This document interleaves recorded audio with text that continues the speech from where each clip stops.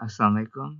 Thank you so much for allowing me to present in this conference. And I look forward to your feedback and guidance. I apologize I'm not able to be there in person, but I hope that these ideas will help us to kind of think about um, a very important part of contemporary Muslim education in the United States. Particularly living as a minority community and engaging sort of with the majority while at the same time thinking about our own identity. And so my focus is thinking about pluralism and interfaith literacy as part of Islamic school curriculum. Uh, so just to give you a little bit of a sense of who I am an associate professor in the Department of Religious Studies, Politics and International Relations at Florida International University in Miami. I do quite a bit of interfaith work. I'm the co-founder of Miami Interfaith and the East-West Foundation.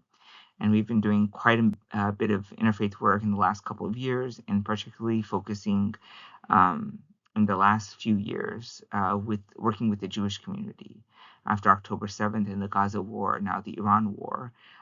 How do we think about and engage with other religious communities in the United States, and why is interfaith literacy so important? So I want to begin with a paradox.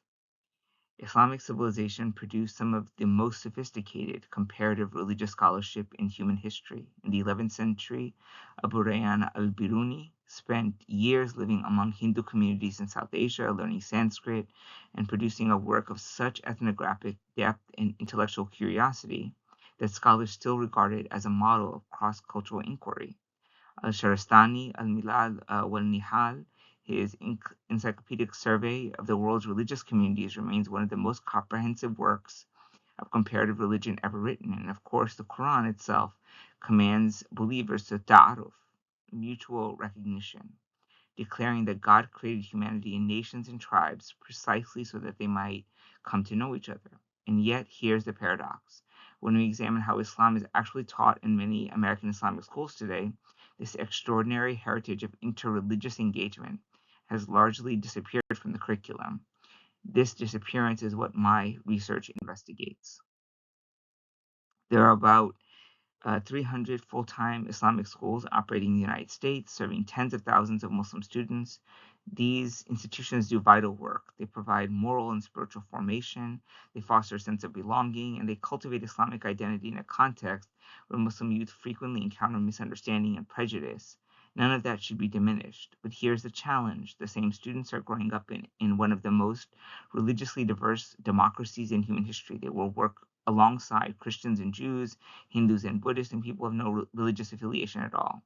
They'll be asked to explain their faith to neighbors, to collaborate across difference in professional settings, to participate as citizens in a shared public life. And the question my research asks, are this Islamic curricula preparing them for that reality?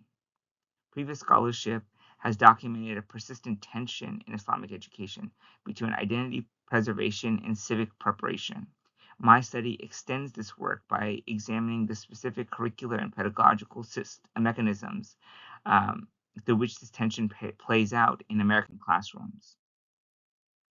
Uh, Let me briefly describe the study's design. I employed a qualitative multi-method approach across 3 tracks. First, I conducted content analysis of widely used Islamic studies, textbooks, and curricular activities from 12 Islamic schools across 5 metropolitan regions in the U.S., capturing variation in school type, both full-time and weekend programs, as well as sectarian orientation and geographic content.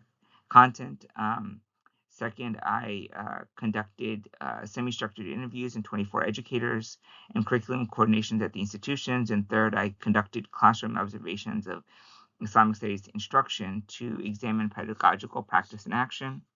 I want to be transparent. This is an exploratory study, not a nationally representative survey, but the variation in the sample allows us to identify patterns that have significant implications for the field. First, there's something I call the comparative deficit. When other religious traditions do appear in Islamic studies textbooks, they often do not appear at all or are overwhelmingly framed in what I would call a hagiographical mode. That is, Christianity and Judaism are presented as primarily as foils for Islamic truth claims. Their scriptures are described as corrupted, their theologies are deficient, and their histories as cautionary tales. What is almost entirely absent is the kind of empathetic, substantive engagement that characterizes the classical tradition. There's no al-Bīrūnī in these curricula, no attempt to understand other religions on their own terms as living traditions with inherent internal coherence, spiritual depth, and communities of sincere practitioners. This matters because the Quran itself models a far more nuanced posture. It affirms that God sent messengers to every people. It speaks of Christians and Jews as Ahlul Kitab, people of the book, with whom Muslims share a covenantal relationship. The Prophet Muhammad's Sahifat al-Madinah, the Medina Constitution, established a framework for pluralistic governance that recognized the rights and religious autonomy of non-Muslim communities. Our curriculum, in a real sense, is less Quranic than the Quran. The second finding concerns educator preparedness. Across the sample, teachers consistently reported feeling theologically and pedagogically underrepresented, unprepared to facilitate discussions about other religions. Many expressed a genuine desire to teach comparative content, but cited a lack of training, a lack of age-appropriate resources, and critically, a lack of institutional encouragement. Several noted that they feared pushback from parents or administrators if they perceived as elevating other religions alongside Islam. This aligns with other broader findings of other studies on systematic deficiencies in Islamic teacher education in schools.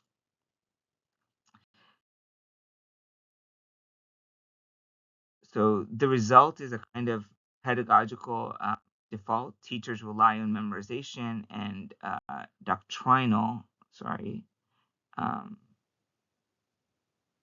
let's go backwards.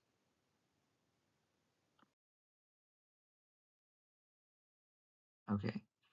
So the argument essentially is that I think is misunderstood is I'm not arguing that Islamic schools should dilute their religious identity to accommodate some secular liberal notions of pluralism. What I am arguing is that the integration of interfaith literacy into Islamic education is a recovery of an authentically Islamic intellectual tradition, not a concession to external pressure. When al-Bīrūnī studied Hinduism with rigor and respect, he did not become less Muslim. When al-Shahrastānī cataloged the beliefs of a dozen religious communities, he did not compromise his faith.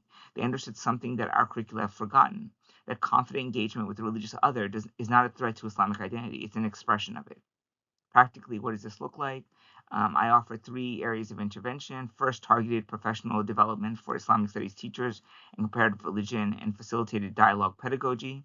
Teachers cannot teach what they do not know. Second, the development of textbook supplements that engage other traditions with scholarly depth and theological generosity grounded in Islamic sources, drawing on the Milal and Nihal tradition and the Qur'anic ethic of taʿāruf, and on the covenantal models of the Constitution of Vendita. And third, institutional partnerships between Islamic schools and neighboring religious communities, not as performative interfaith gestures, but as a sustained pedagogical relationship that gives students lived experience and respectful engagement across difference. I'll close with this.